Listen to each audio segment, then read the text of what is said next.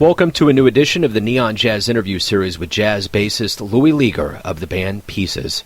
This band was many years in the making when guitarist Olin Clark and bassist Louie Leager met 10 years ago at Michigan State University. They shared a lot of formative experiences on and off the bandstand and developed a deep musical bond that is still growing to this day. They opened up about new music, COVID, their history, and hopes for the future. Enjoy. Hey, thanks for taking a minute after the show. I appreciate it. Yeah, definitely. Thank you for talking to me. So you have new material. It's coming on the tail end of a pandemic when there's been very, very scant live music. It probably feels refreshing to have new music and the possibility of actually doing live shows. How does this feel? It feels amazing. As you said, it's just been so long. The guys that worked on this album together, me and Adam and Olin, we were all living together through the pandemic. And before that, we were all playing in a band together really frequently, like at least twice a week. So the contrast was really stark, going from playing almost daily to playing nothing at all and just being cooped up together. And it was tough. So our identities were shaken, our careers were shaken. And now to have something coming out, a new single, a new album on the way, trying to book a tour, it's just a lot of feeling of hopefulness and, good stuff to come. So talk to me a little bit about the band. How did you all come together? When did this happen? And how has it lasted for so long? I've known Olin, the guitar player, for about 10 years now. We started college together at Michigan State and became roommates shortly thereafter and stayed roommates for about 7 years. And we moved to New York together. We got a place together with some other people and just have played together through, the entire time in different settings, different bands, close friends. And then I met Adam in New York when I moved here. He had just moved here as well. We met through a mutual friend and instantly clicked. So we started playing together, and over time, the forces met. We all started playing in different kind of thrown together bands around New York, and finally kind of settled into the house band for this vocalist named Richard Cortez.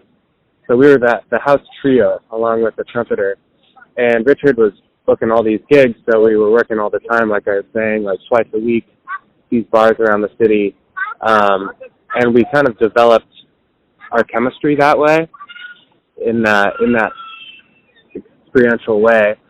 And we started feeling really comfortable together, and eventually Adam moved in with me and Olin right before the pandemic, and then all of a sudden pandemic hit. We go into lockdown as this kind of already formed trio, but without its own identity. But in lockdown, it was just us, so we decided to make that trio into its own thing, and we brought in original compositions. We started rehearsing, and then we started doing live streams about bi-weekly, just having something, a creative outlet. The chemistry was already there, the friendship was already there, and it was a pretty natural progression. So why does this work so well? Jazz is a conversation. How does this come together and work so well? Because of the circumstances, we all had a lot to say. We had a lot of emotions to get out, and a lot of anxiety to express and everything. We were already friends, so there weren't a lot of barriers. We weren't trying to prove ourselves. We were just trying to express. And our unique musical voices, I think they complement each other really well. We all bring us something a little bit different to the table.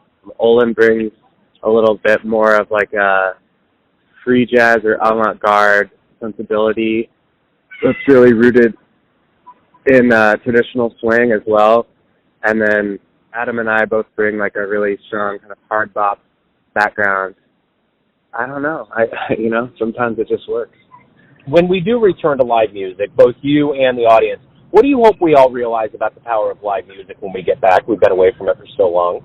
It's not so much what I hope we realize. It's just I'm excited for what I think is inevitable. Is that I think we're all just gonna, we'll all instantly remember the feeling of that musical intimacy. I do think music is kind of one of the most intimate experiences we can have, we're all sharing this kind of vibration in the moment. It really brings us together. So I think it's really just a matter of time for everyone to be reminded of the beauty of music and, you know, to be humbled by it and inspired by it.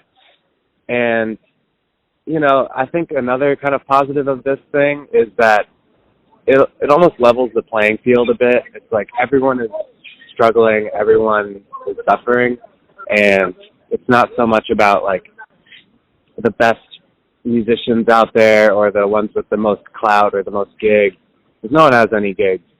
So it's really about just sharing the moment together in any form we can. So if you come to Kansas City and you have to convince a fan out there, or jazz fan, to come to your show, because there's a lot of shows nightly here, it's kind of a Twitter length kind of thing, maybe a little longer. What would you say about the band and the show that would convince somebody to come and see you all live? I would say Pieces is an expression of the power of human connection in the face of isolation and loneliness. We're not just pieces of our former selves. We're actually all larger pieces to a puzzle that fit together and create a whole. Beautiful. Hey, man, thank you for opening up on behalf of the band. Good luck with the album and the return to live music, man. I appreciate it. Thank you so much, Joe. I appreciate the time. Thanks for listening and tuning in to another Neon Jazz interview, where we give you a bit of insight into the finest players in New York, Michigan, Kansas City, and spots all over the world, giving fans all that jazz. And thanks to Louie for his time, music, and story. If you want to hear more interviews, go to Famous Interviews with Joe Domino in the iTunes Store. Visit Neon Jazz at youtube.com, and for everything Neon Jazz all the time, go to the neonjazz.blogspot.com. Until next time, enjoy the jazz, my friends.